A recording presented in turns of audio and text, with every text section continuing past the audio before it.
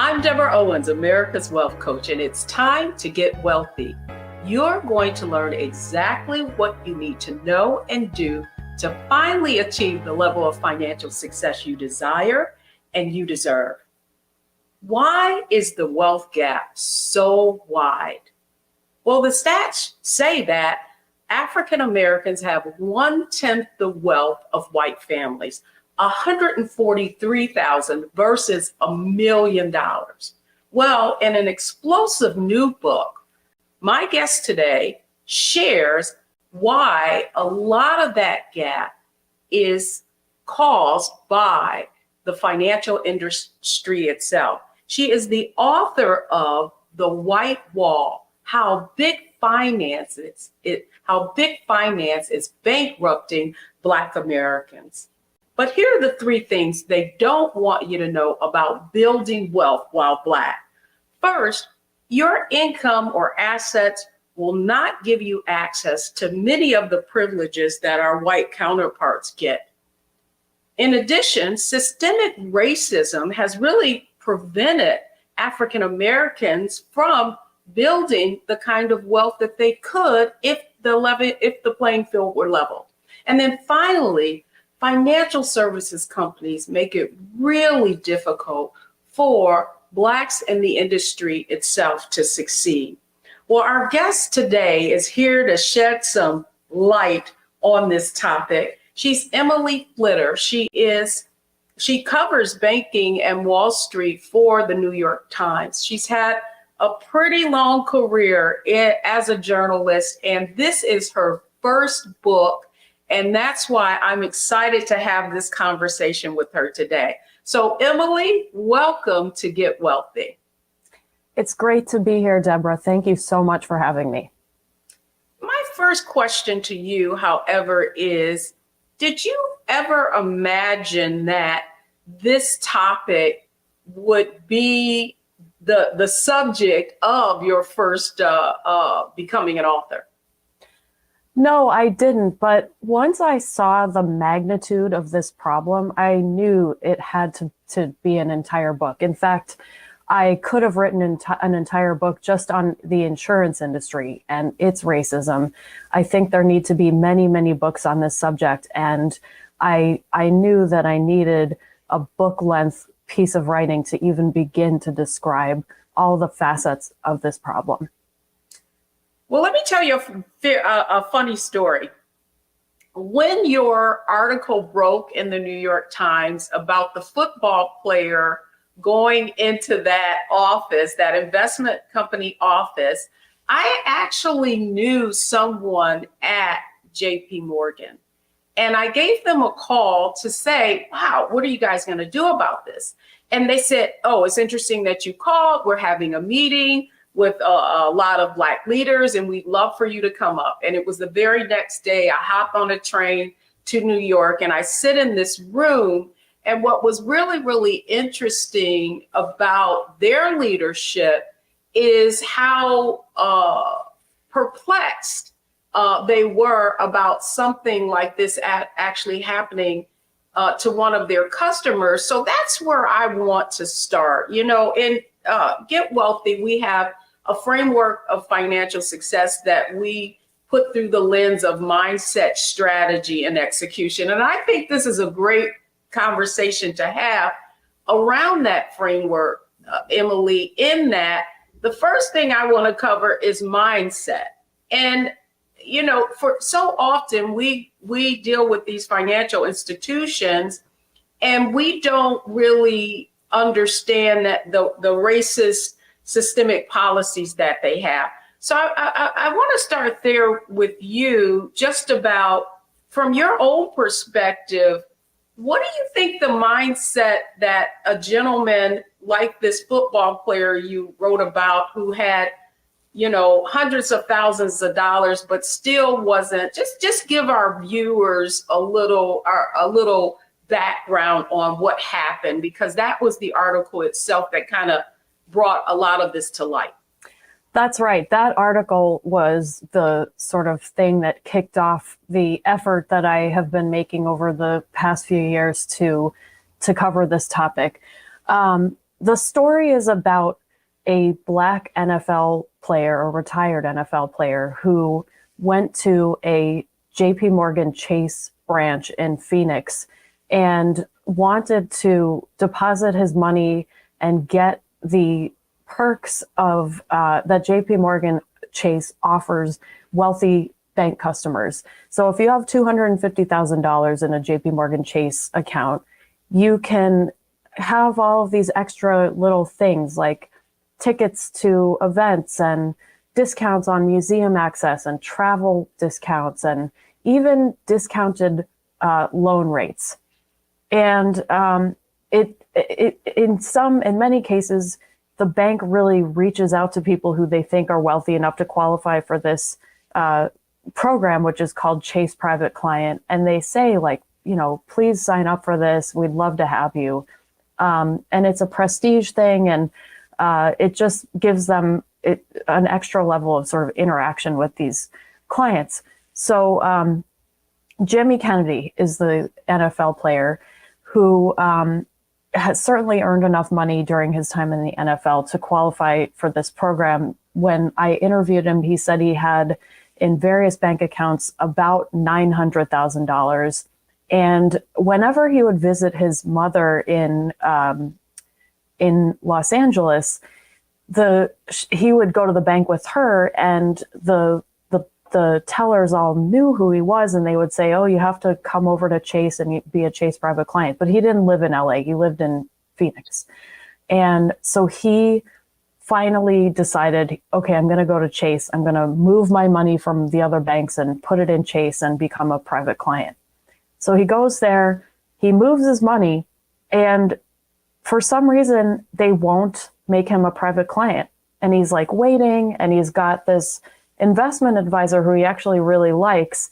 And then that person, who's actually another main character in this story, gets fired after complaining about racial discrimination. So now Jimmy is alone. He doesn't really have an advocate at Chase. The managers are white. He's assigned another investment advisor who is Black. And he keeps saying, "Why am I not getting the benefits that I signed up for?" And the new investment advisor says, "It's because they're afraid of you, because you're a big Black man and they don't want to deal with you." And this was an explosive story. I mean, that's really the tip of the iceberg. There was a lot more going on at this Chase branch. Emily, that's insane that here you are, you're like asking them to take my money. That's what I find so insane about just the treatment that this NFL player, he did know what he qualified for, and yet the new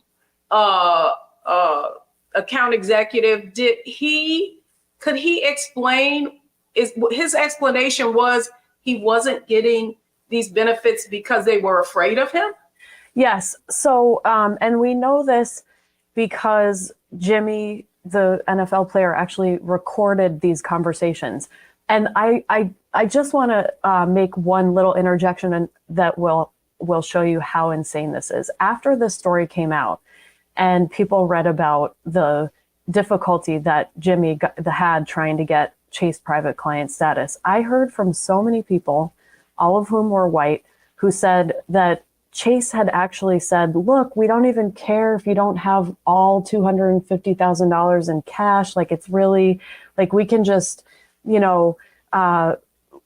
put some other assets together on paper, and you should apply for this anyway." So, I mean, they are trying to hand this status out to certain people, but for Jimmy, it's like his money wasn't good enough.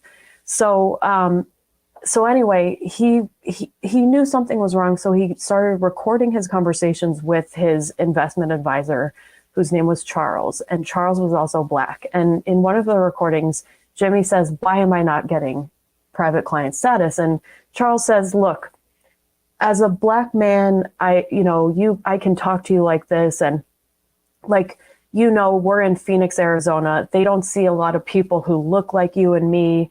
And you're also enormous. you were in the NFL, and they're just afraid that if they tell you that there's been this little kind of hiccup in processing your paperwork, that they don't know what you're going to do, and they're afraid.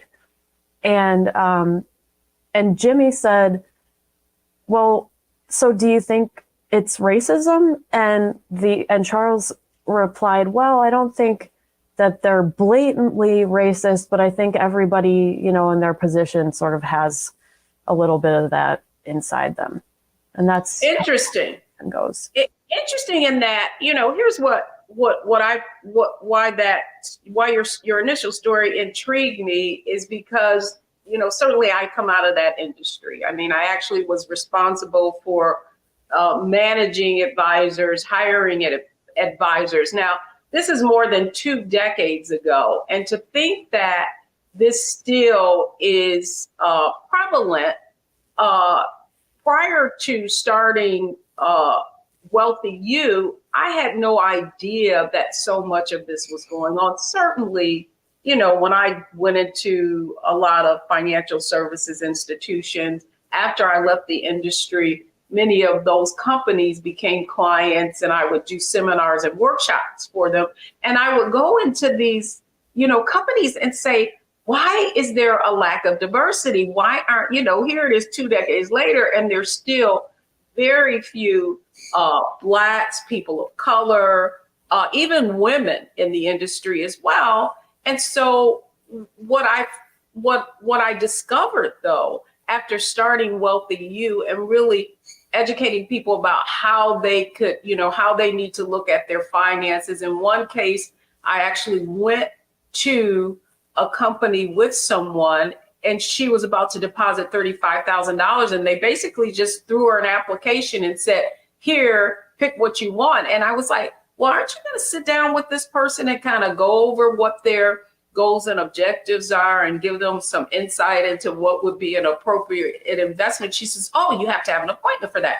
And I was like, oh, well, how do we get an appointment? She says, oh, well, you'll have to call. And so what is happening?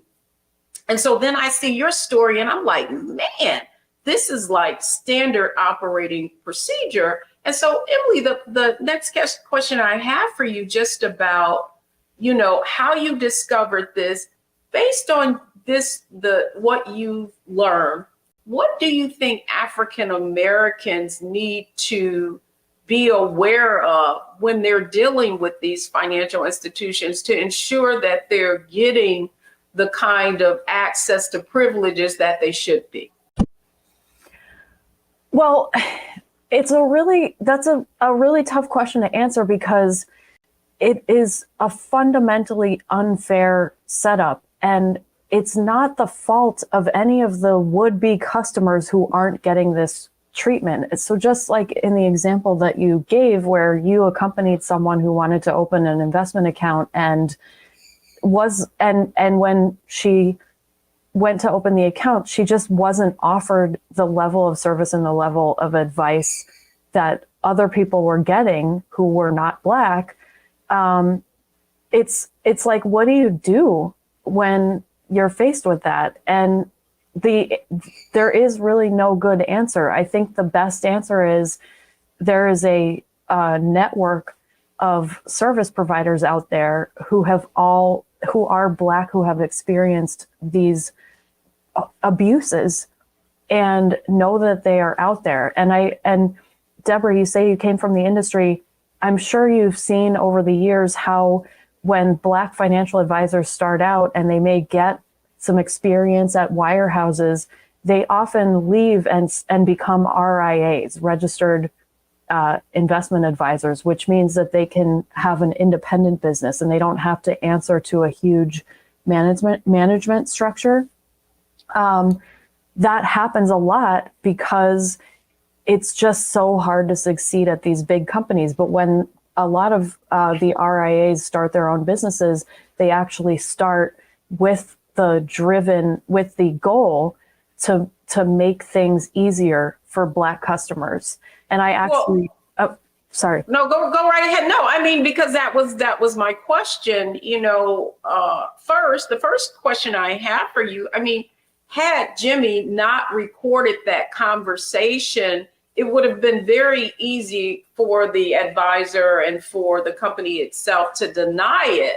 And I know that in some states you can't record people without, letting them know they're recorded.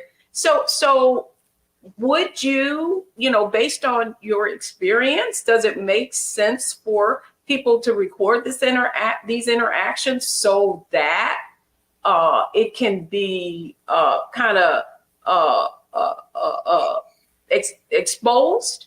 That I understand what you're asking now, and I don't want to advise people to break the law. So, right, as you pointed out, recording somebody in certain states without their knowledge is illegal. So, assuming that this interaction is taking place in a one-party recording state, which means that only one of the two people talking has to know that the recording is happening, then I don't see why you shouldn't, because with evidence, you can bring this to light. You can seek justice. Without a recording, it's so hard because actually, let me give you an example of what happened to Jimmy, who even after he recorded had a hard time getting justice. The first thing he did was file a complaint with the Arizona Attorney General's office, which is where discrimination complaints go. And JP Morgan just responded to the claims that he was making in his complaint and said, they're not true. And the Arizona AG just was like, okay, we believe JP Morgan. And only after I wrote a story was there any other movement on that case. And so I think, yes, I think people who are facing this treatment have the tool of modern technology at their disposal to make the recording. But then that's only the first step. You got to make the recording and then you have to use it. You have to call people out, call me, which I love to hear from people. Well, that was my other material. Yeah. Well, that was my other, the other point that I was making, because had you not written that story was a catalyst. The story of Jimmy, the NFL player in the New York Times, really was a catalyst for a lot of other things coming to light. In fact, one of the points that you made, just talking about how difficult it is for African Americans to succeed in, the traditional wirehouse, your large financial services organizations. The gentleman who was the original advisor to Jimmy was fired. And in the book, can you just share with our audience what happened to this gentleman and what actually came to light after your story, after you reported on this? Yes. So Ricardo Peters was a highly driven, ambitious, and amazingly accomplished JP Morgan Chase employee. He started out in a call center and he worked his way all the way up to being a financial advisor. And he wanted more. He wanted to be an advisor to Chase private clients. And as we already know, those are the people who have some real money to invest. And to be a private client advisor, you actually have to have this status. They're called CPCs. And so it's like, it's one step above being a retail financial advisor. And Ricardo really wanted that. And he felt like his boss, who actually was the same man who wouldn't process Jimmy's Chase private client application, was really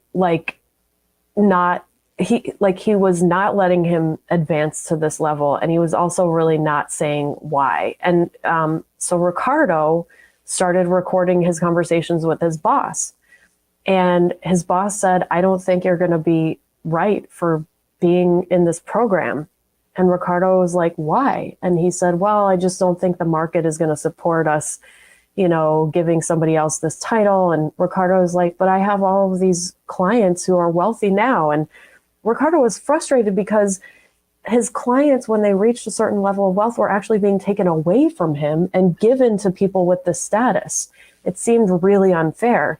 So in one of the conversations that he had with his boss, he said, "What about this woman who I just brought in as a new client?" He mentioned her name, and her background was that she was Black. She had had a son who had died in a tragic way that required the city or municipality where her son died to give her a settlement that was worth about $400,000. So plenty of money to qualify as a Chase private client.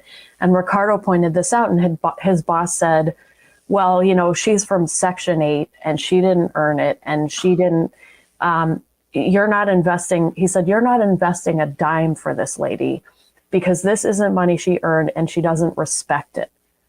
And that is insane, Emily. Come on. Insane. This gentleman has no compassion and no empathy.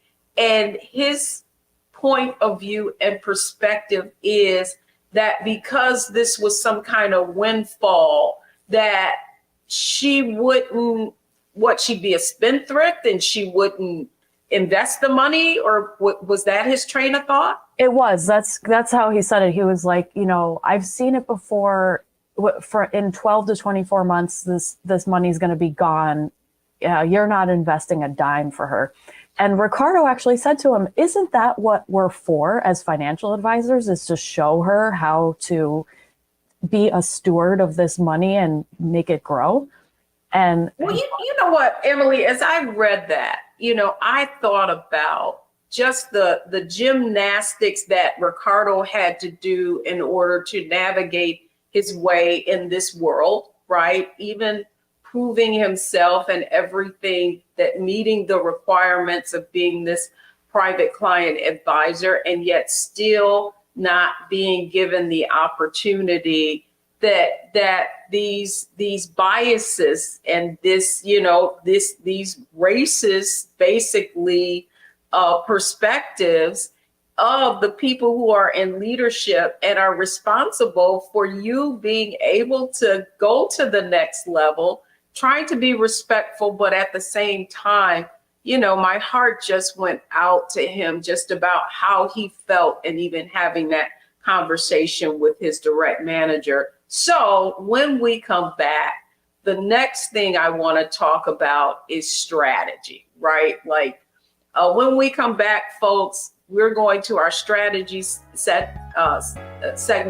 What do you, as a African American, what can you do to succeed in spite of what the explosive findings in this book, and what Black Americans have to go through in order to succeed in the financial services industry itself? Don't go anywhere, folks. We'll be right back. Fanbase is pioneering a new era of social media for the creator economy. This next generation social media app with over 600,000 users is raising $17 million, and now is your chance to invest. For details on how to invest, visit startengine.com/fanbase or scan the QR code. Another way we're giving you the freedom to be you without limits.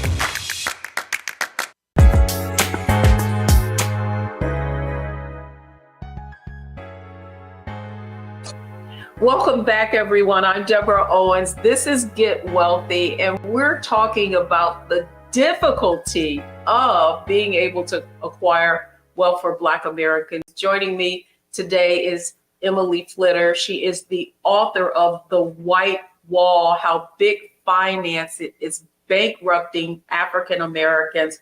So, you know what, Emily, that's where I want to go next. And that strategy.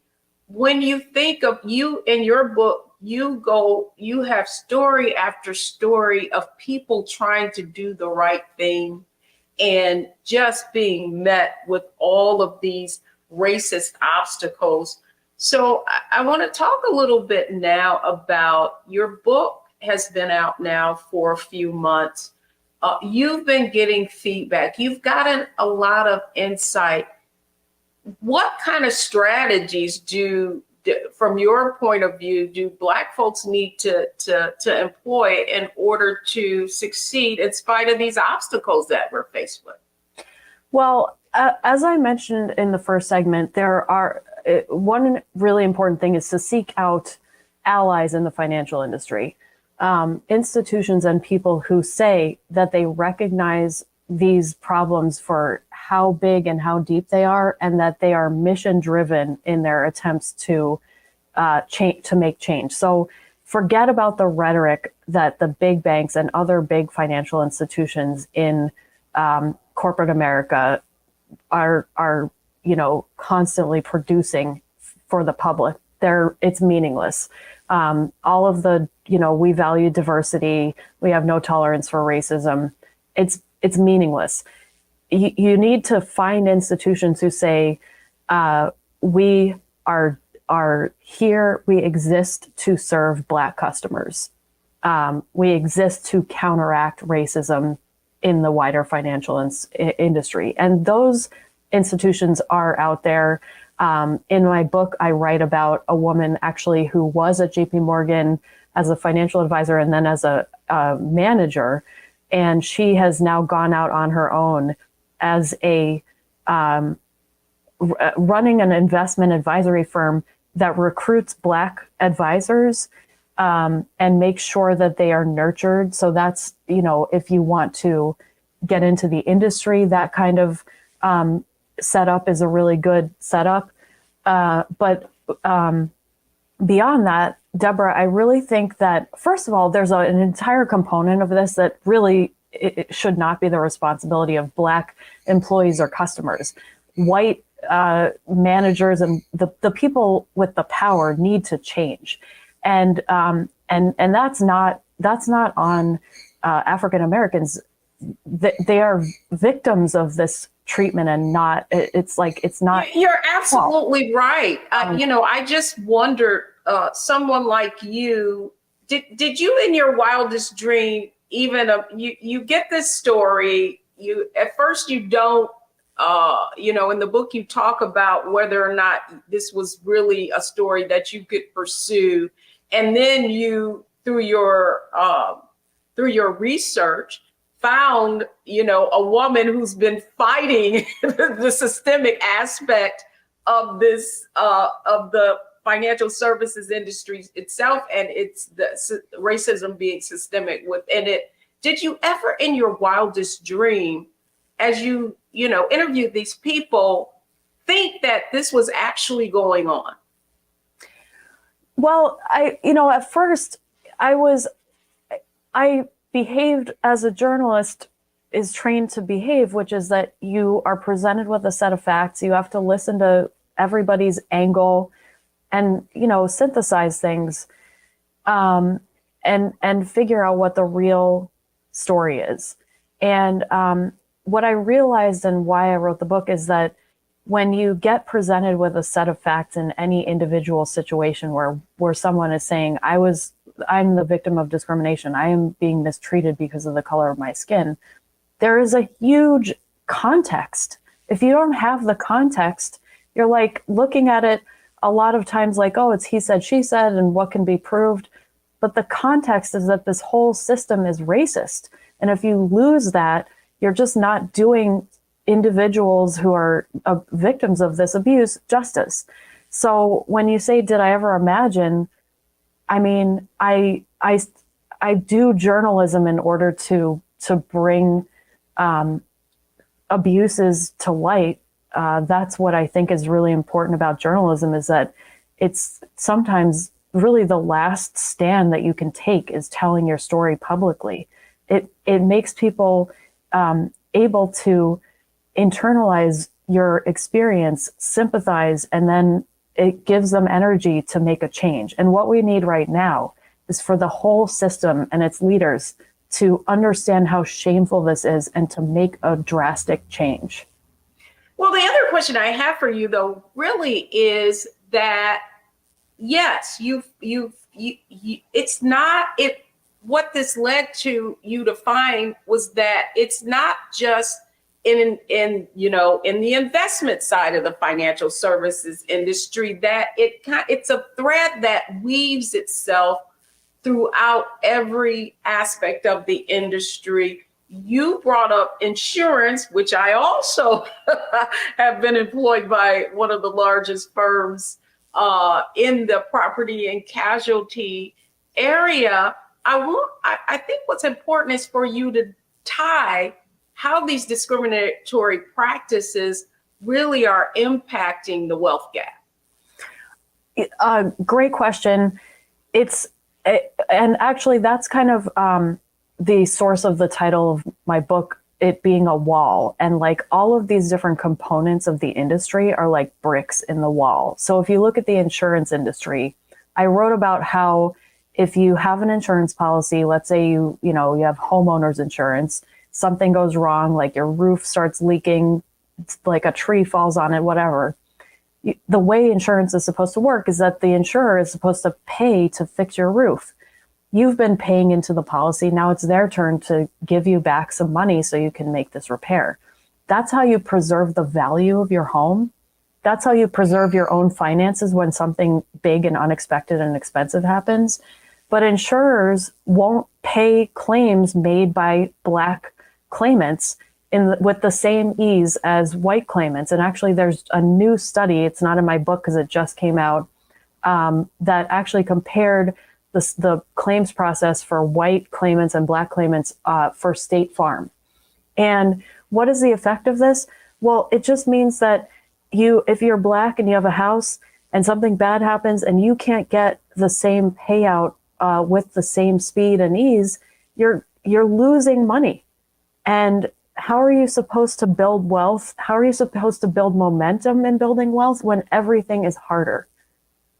Yeah, I mean, it's like it's a black tax, right? So let's take insurance, for example. One of the things I found fascinated when I won't say fascinated, it kind of ticked me off, right?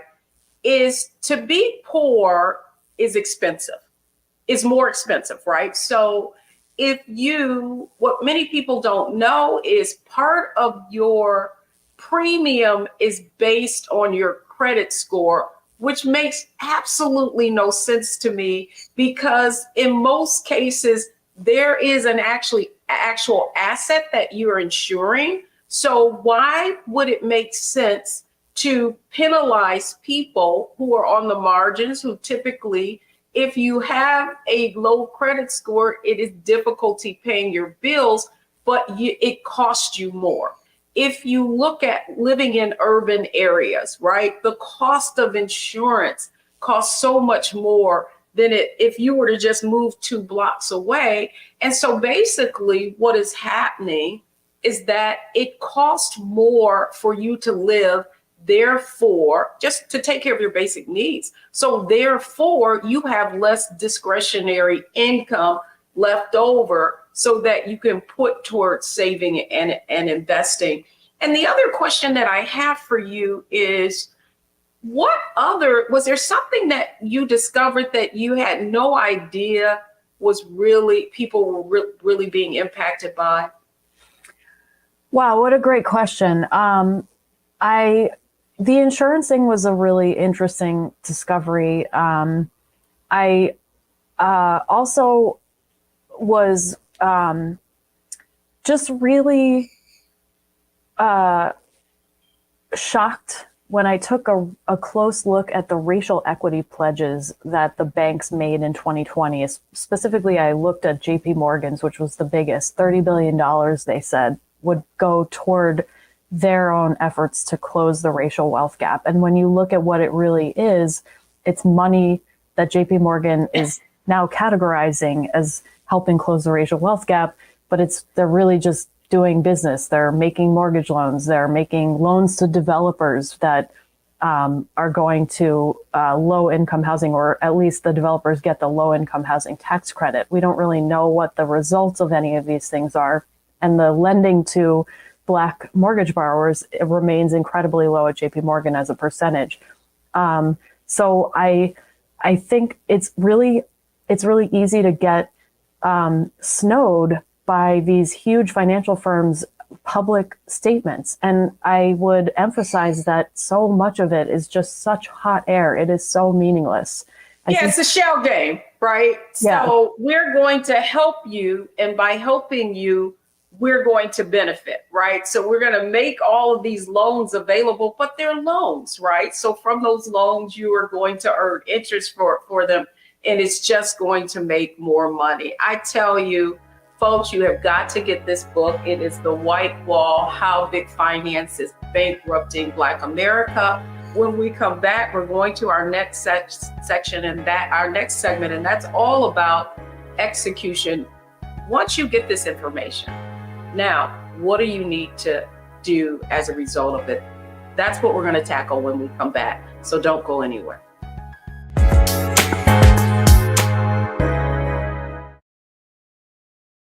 Fanbase is pioneering a new era of social media for the creator economy. This next generation social media app with over 600,000 users is raising $17 million, and now is your chance to invest. For details on how to invest, visit startengine.com/fanbase or scan the QR code. Another way we're giving you the freedom to be you without limits.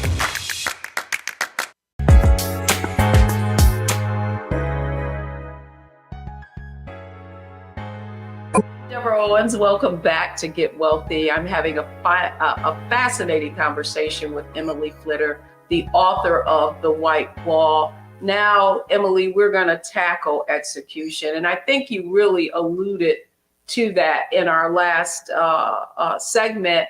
And that's, what do Black folks do? You talked about the fact that Black folks need to, look for organizations and look for institutions that say they have your best interest at heart. And so to that end, you brought up something about registered investment advisors, that it being difficult for Black advisors to succeed in these big organizations, so they're starting their own. I do know specifically about an organization, Quad A, the Association of African American Financial Advisors. You can even go to their website, and if you're looking for a Black financial advisor, that's one of the ways to find something in your location. Any other insights or organizations that you found in your reporting that could also be helpful in assisting our audience in, finding people that value their what they do and what they're trying to accomplish? Quad A is a great suggestion. They're in my book. And I've met so many amazing people through Quad A. And so that's just one part of the financial industry, though. There are Black-owned banks. There are unfortunately fewer Black-owned banks than there used to be, but they are their own category. I mean, even regulators call them MDIs, minority depository institutions. That doesn't mean that they're not going to act like banks. And it's sort of problematic relationships that people can get into with any bank. But if you look up the list of MDIs, minority depository institutions, you're going to be looking at a list of banks that are run by people who understand that there is a very special set of difficulties that Black customers can face at a larger financial institution. If you're moving beyond retail, like for instance, if you want to succeed on Wall Street, I interviewed people who were successful on Wall Street and people who were so frustrated and so mistreated that they left. And they, nobody offered advice that didn't have a very sort of grim implication. It's in my book, I talk about how hard it is to get any success or justice if you actually complain about being discriminated against. I'm not in a position to give advice, but what I can say is that it's really HR is really designed to protect companies and not the people who are actually victims of abuse. So that's something to keep in mind. Thanks for those tips, Emily. The Quad A and those kind of organizations, Black Banks, the other organization that you mentioned, we're going to make sure that we post those links so that when people are looking for organizations that are aligned to their specific needs and value them, there's somewhere to go. So when we come back, we're going to go through what is our lightning round: analyze, optimize, and maximize, based on all the information that Emily's shared with us. So don't go anywhere, folks. We'll be right back.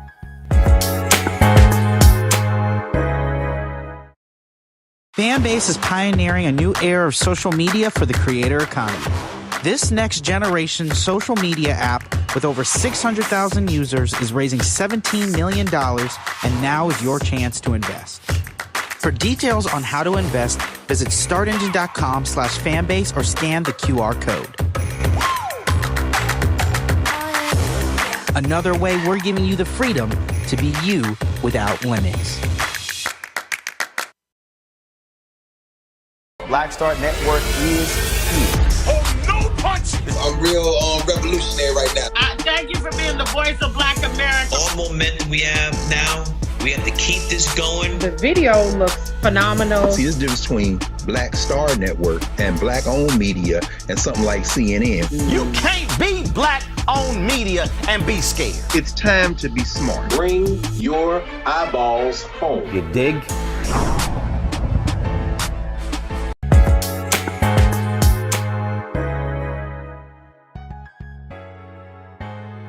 I'm Deborah Owens. You've been watching Get Wealthy, and this has been a very enlightening and opening conversation about just the systemic racism that is banked into financial services itself and how difficult it can be in order for Black Americans to build wealth. Let's welcome back Emily Flitter. And Emily, you covered a lot of ground in this book. I mean, we just really touched the surface.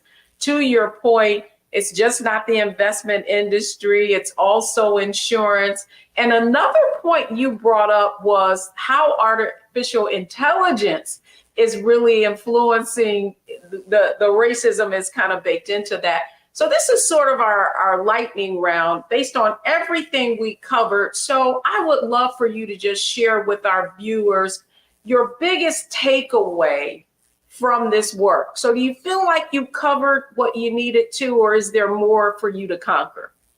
Well, I'm glad that you asked it like that. I think one way to summarize the book is if you're watching the show, if you read the book and you're Black, it's the bad stuff that you feel when you're dealing with the financial services industry is not your fault. It's not your fault, and you don't deserve to be treated like this.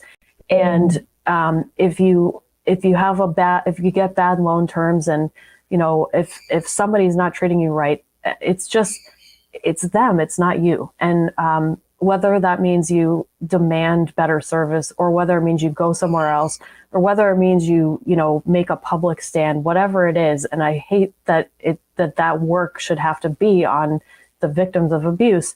It's them, it's not you. So that's an important takeaway. The other takeaway that I hope readers who have power to make changes in this industry understand is that I don't think that we're going to significantly change things without a significant truth and reconciliation program attached to reparations. And I think the financial industry should support a reparations program and do everything that they can to convince the US government to actually make reparations to Black Americans. Well, it is interesting. You started out talking, we didn't get to the conversation, but we did talk about the discovery that was made of a grave of slaves, where a building in Wall Street was uncovered from a new skyscraper that was going up. But my last question to you really is, in reading the book, there's some other things that I'm sure you discovered that aren't in there. You know, one of the most egregious things that I'm finding in our community is that people are being put in products and they're being charged a lot of fees. They can't get out of these different products. They're specific to the insurance industry and are sold by investment companies as well. Did you encounter anything in your research about how these kinds of products are impacting not just Black Americans, pretty much anybody who invests in them?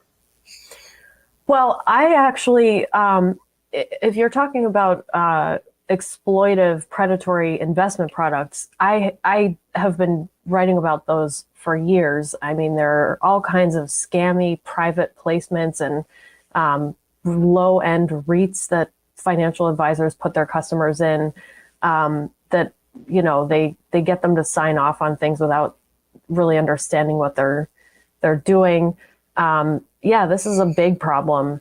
And in terms of what can be done about it, I think that it's really difficult if you have a financial advisor and that person is telling you that that you should get into this product and you don't really understand it, because oftentimes what the advisor will say is, well, I'm the expert here, so you should just trust me. And I mean, yeah, you have to figure out if you trust that person, and I would not in like 99% of the cases. You know, if you don't understand it, don't do it. Even if it's like there's like a little warning bell, I would listen to that. That's exactly right. And that's exactly, Emily, why we launched Wealthy You and why Get Wealthy is on Black Star Network. I just want to thank you for coming on Get Wealthy. And I hope your book is a great success, because not only do Black Americans need to read it, I think all Americans need to read it so that they can really understand how pervasive racism is and how it influences and impacts every area of our lives. Definitely. Thanks so much for coming on Get Wealthy. Thank you for having me. This has been a real pleasure. Good. Excellent. So when I come back, the 3 takeaways from today's show. Don't go anywhere. I'll be right back. Fanbase is pioneering a new era of social media for the creator economy. This next generation social media app with over 600,000 users is raising $17 million, and now is your chance to invest. For details on how to invest, visit startengine.com/fanbase or scan the QR code. Another way we're giving you the freedom to be you without limits.